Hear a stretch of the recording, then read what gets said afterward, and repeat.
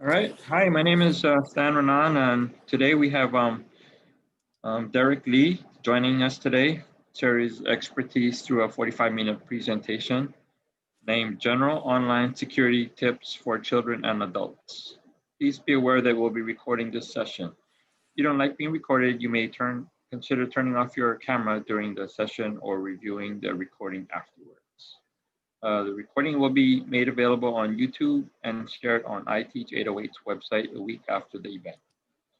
Without further ado, I'll turn it over to Derrick Lee. Hey, hi everyone. Welcome to General Online Security Tips for Children and Adults. So the tips I present here today are pretty much not specified for anyone in, it's not for anyone in particular. It's general overall on how you can protect yourself when going online, especially nowadays where a lot of us are social distancing and pretty much just meeting online in general. Who am I? My name is Derrick Lee. I work at Sacred Hearts Academy as the IT person. I pretty much manage a lot of the day-to-day goings on. I try to troubleshoot for both students and teachers. As we live here in the new COVID-19 world, definitely we have a changing landscape. A lot of us have been moving from the workplace to inside our home. The internet at home versus at work is definitely a lot different in terms of, say, security and also just sometimes accessibility. In the beginning, when everyone just had to go home, there was a lot of questions and a lot of how do I get online? Is this safe? So it's definitely changing.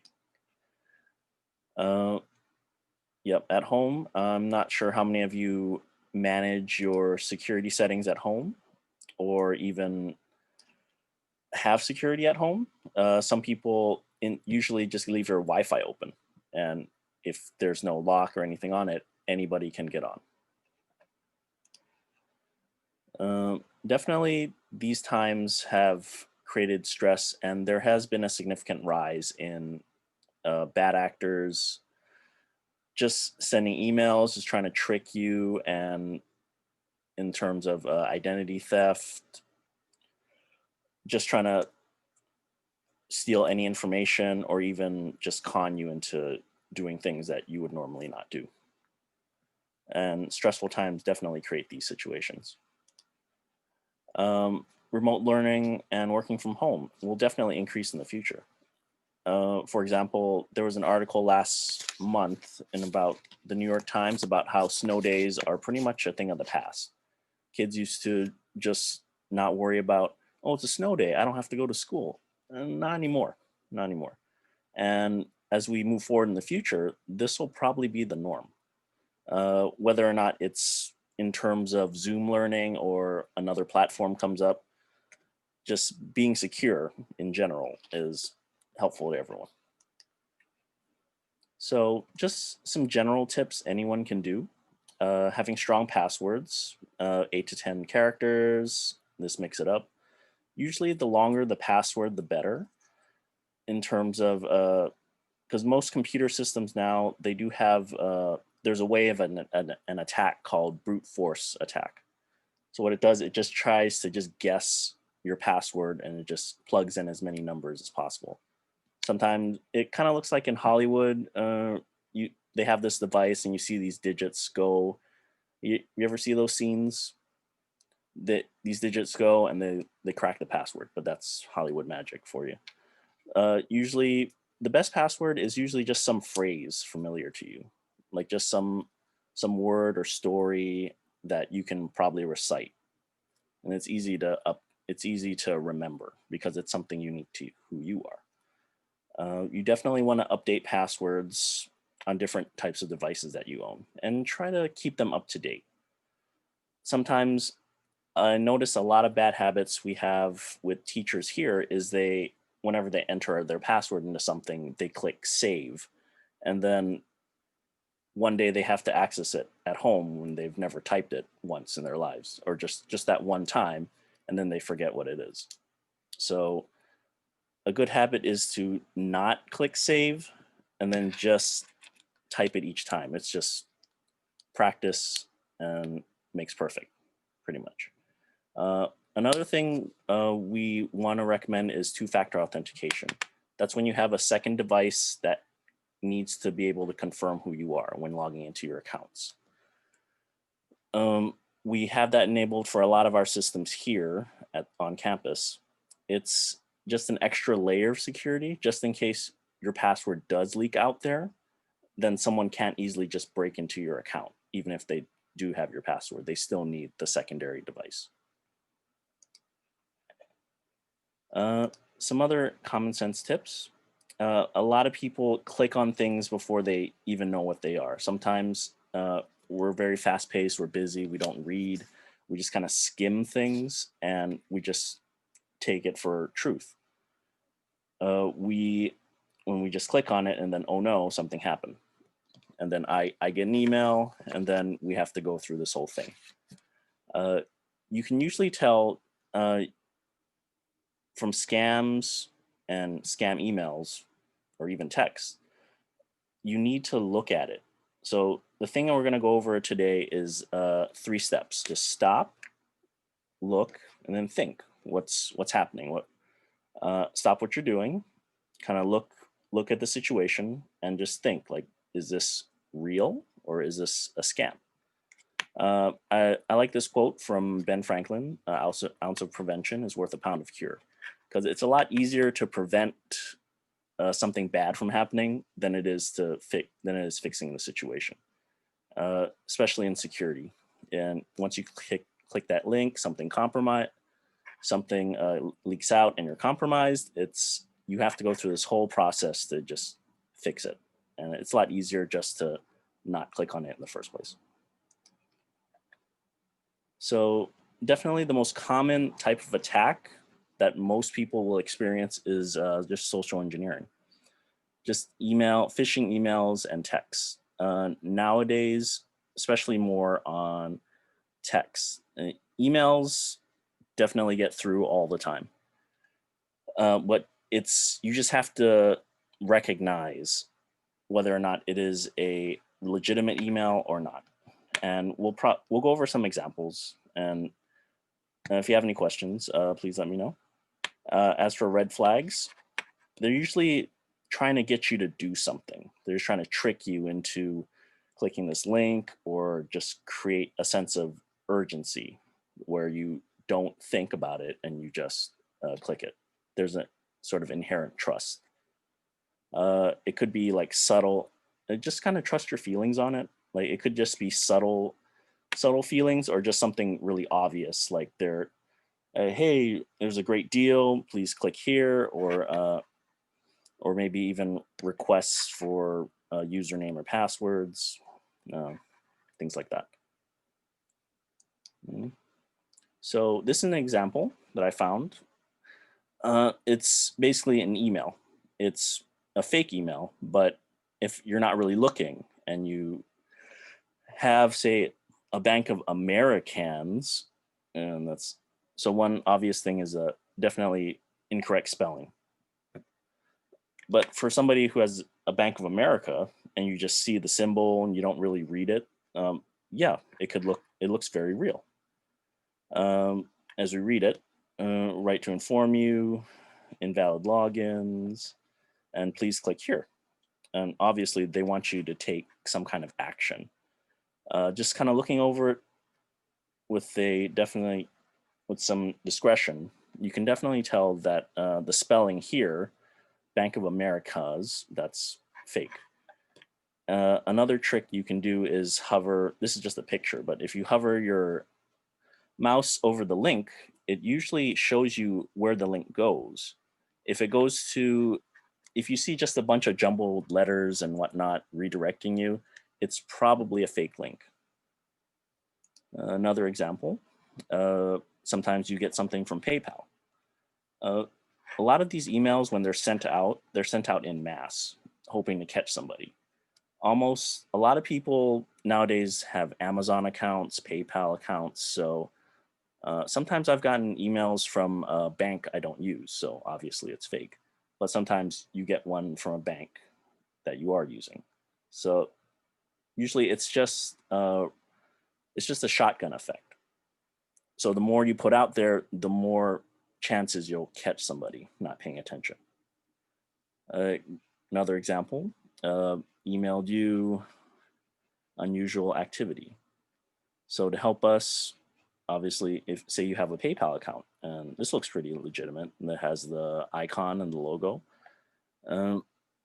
But up here, you can, if you kind of read where the email comes from, this is the name of the person sending it. It looks legitimate, but this is the actual email that's coming from, ePal, which is obviously fake. And again, it looks pretty legitimate. I mean, there's no spelling errors. Not all of them do, but if you weren't really paying attention, just kind of skim it. Oh, my PayPal account. Oh no. And then you just click it and there you go. They got you. All you have to do is just stop, look, and just think what's going on. Another thing on the rise on your smartphones are definitely invalid fake texts or phishing texts. Example for this person named Olivia, your FedEx package, etc., set delivery preferences. So usually on your phone, it's harder because you can't really hover above this to see if it's legitimate or not. But you kind of have to think for yourself, do I have a FedEx package coming? If not, then you're fine. If you are, then yeah, that's fine. Maybe it is legitimate. But another question you should probably think about and ask yourself is whether or not, why is FedEx contacting me directly? That's not really a service that they provide. Similarly, on the news, when you hear about different companies contacting you, like the Board of Water Supplies contacting you, you got to pay up or they'll shut off your water, or even the Hawaiian Electric. That's not true. But sometimes people in a panic, they just believe that and they listen to the person's instructions and they just do whatever they ask, buy them gift cards usually. So typically I'm trying to just promote just using common sense. From the examples before, poor spelling and grammar usually indicate a phishing attack. Hover over suspicious links and just beware of threats. So if it's too good to be true, it probably is, as usually what most scams are. Okay. So hackers are usually after your username, passwords, credit card details, just personal information. Generally for identity theft, once they have that information, they can just sell it or even just open up credit cards in your name. Sometimes things do ask you to download something, and maybe it's just a harmless file. But once you open it and say it passes all the scanning, your virus scanner, and then when you open it and you try to edit it, it asks you for a username or password. Maybe don't put in your thing and trust that it's a safe file. There are, say in Word documents and Excel, Microsoft, they have things called macros. There are ways for people to code it in such a way that they can get access. It runs a script and then it can install something harmful onto your computer or even just monitoring software. And once you put in that information, then they have your username and your password. Again, as I said before, you need to stop, look, and think about what's going on before taking any action. Another type of attack, surprisingly, is known as pretexting. Usually in the form of a phone call, somebody tries to get information from you. They can usually name drop. because if someone calls you and say, oh, I know so and so from the front office, I know this person over there, and they told me to call you.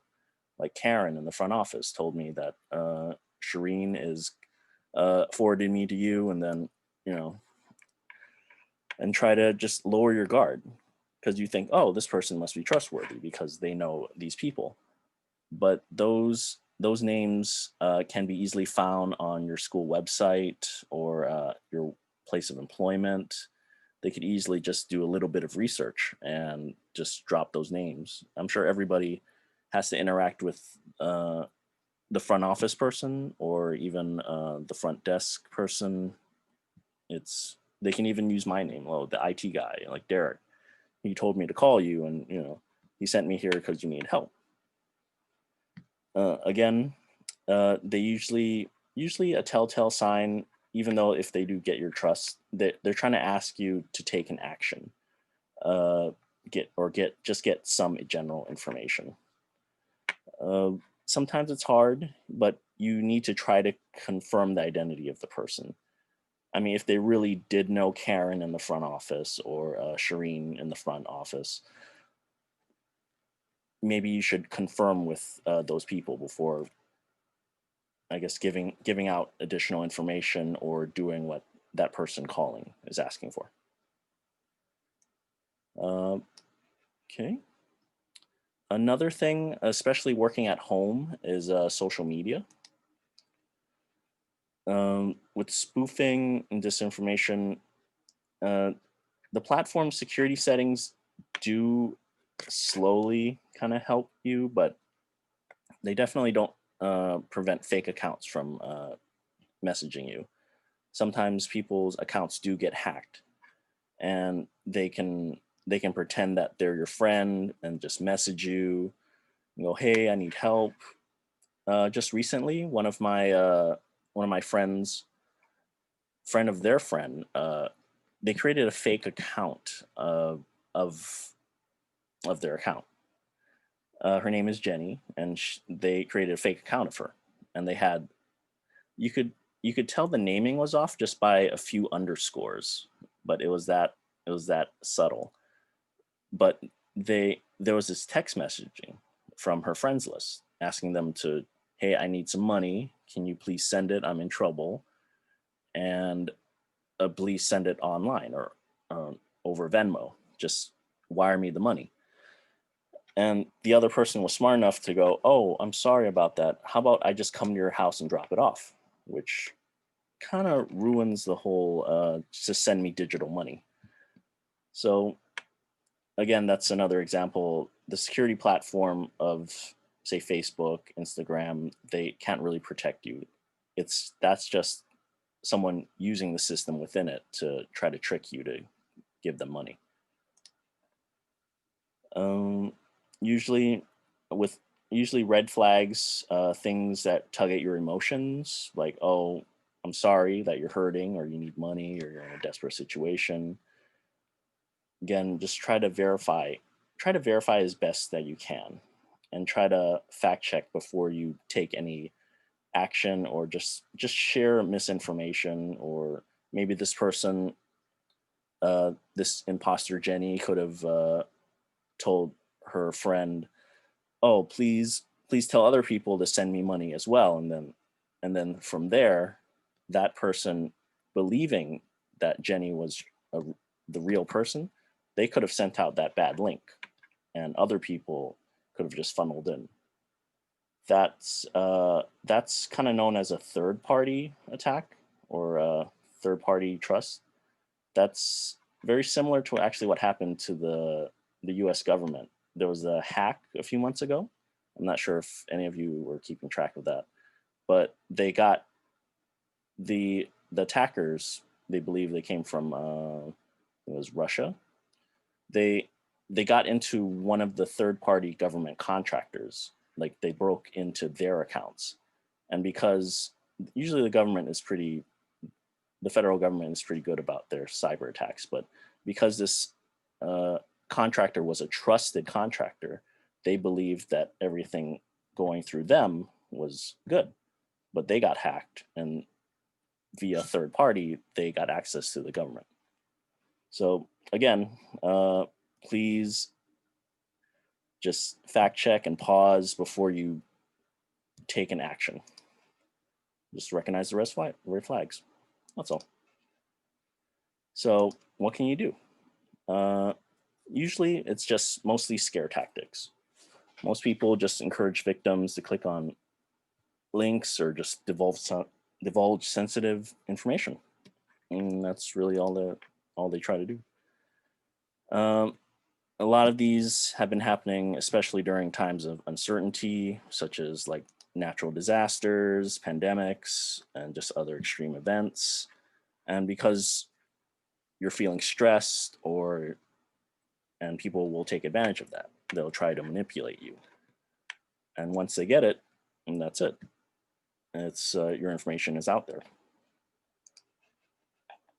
Of course, not everything is fake, but I'm just encouraging you to be skeptical and just try to look over things critically. Just stop, look, and think, and just verify before you take any action. Again, and hopefully this has been helpful. Are there any questions? I hope I didn't take up too much of your time.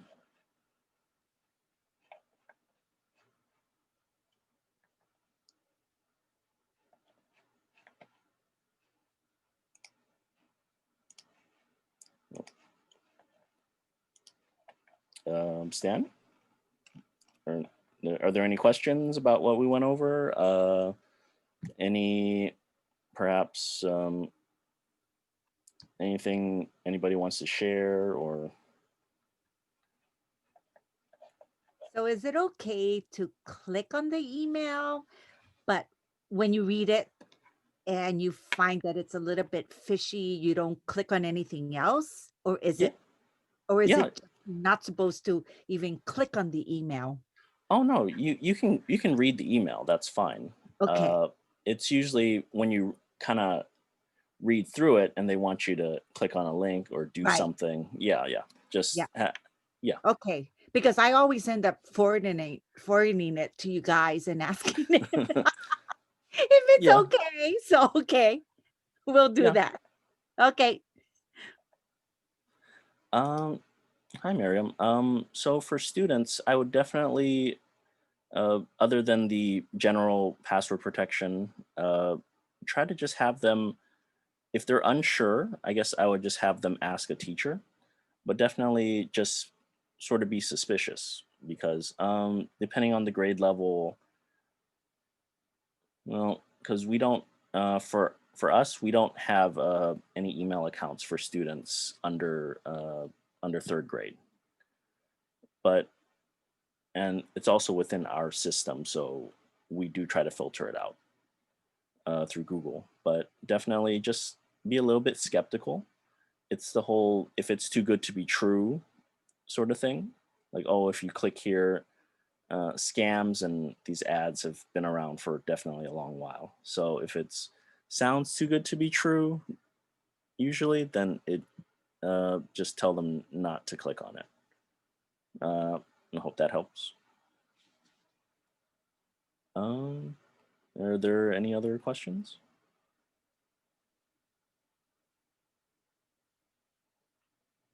Okay.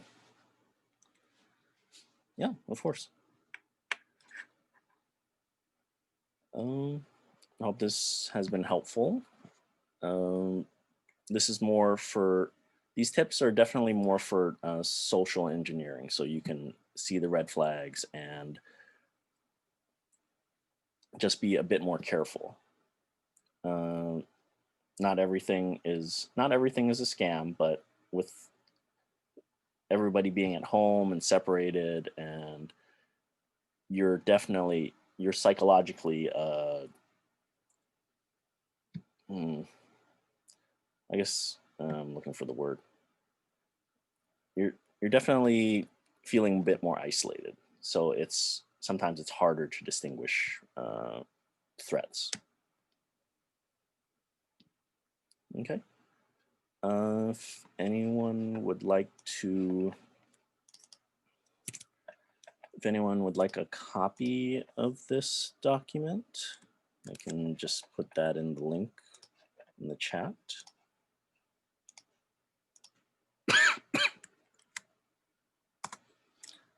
It'll just ask you to save a copy of it. And I guess, wow, I finished really early. Okay.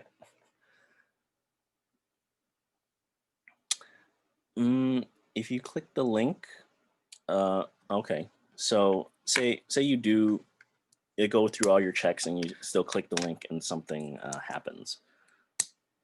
Usually the link takes you, it depends. It really depends what the link does. So I've seen some links that go to this web page where there are all these flashing lights and they tell you your computer is compromised and you have to call this number. So again, it's another step. It's what I would do is, so say you're at home, I would definitely just try to shut down the computer. Just stop what you're doing. If you do have a virus scanner, definitely run a scan. Most virus scanners nowadays do catch 80–90% of what's out there. Sometimes the links install something on your computer. If not, they may take you to a malicious site and they ask you to input your information, or even sometimes they take you to a fake site that looks like Amazon or PayPal, and then they ask you for additional information. And then once you give them that, they'll probably say thank you, and then you'll assume that's the end of it. But again, you've given them your information, and yeah. Derrick, I'm sharing a link that that I use quite often. It checks like with a lot of search engines the validity of the link, as well as the, like when you're trying to input payment, if it's a secure site, whether you should be inputting your credit card or your social security number. It's worked with quite a bit of links that we sent into. So if anybody wants to use this link, it's a good way to check if you're not sure whether the link is valid or not, because a lot of times it can be redirected, and this will probably find that. Okay. Oh, thanks. Yeah. Were there any other questions, or?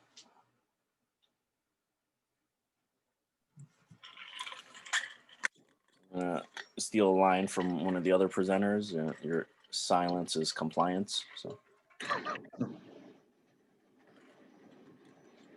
All right. Since this is the last session, I will wrap it up in like 2 minutes. Okay. Well, I hope you all have learned a little bit. Hope you enjoy the rest of your weekend. But yeah, if you want to, you could pop into another session. I'm not sure what else is going on.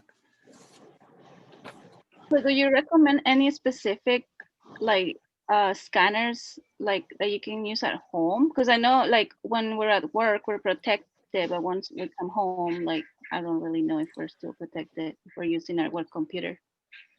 It depends on your device. Are you using a, well, Macs? There are antiviruses for Macs now. There are a lot of options out there.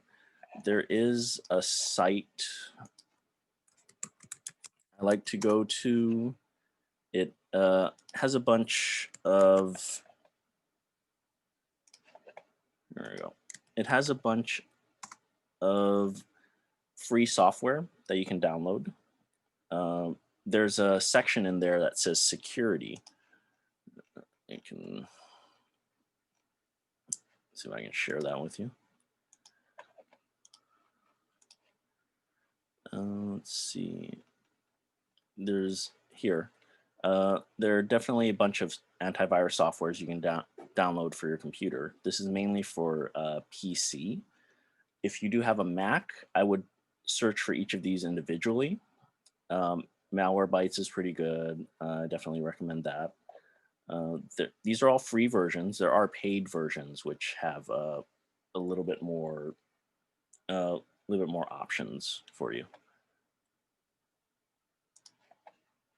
For your phone, I would probably, there's one on Android. It's called Lookout, or they even have Malwarebytes on there. So that's for Android. As for Mac, there are a few other options. I don't really use Mac too much, so I'll have to, if you really need one, I can definitely look up some and get back to you. Thank you so much. Yeah, of course.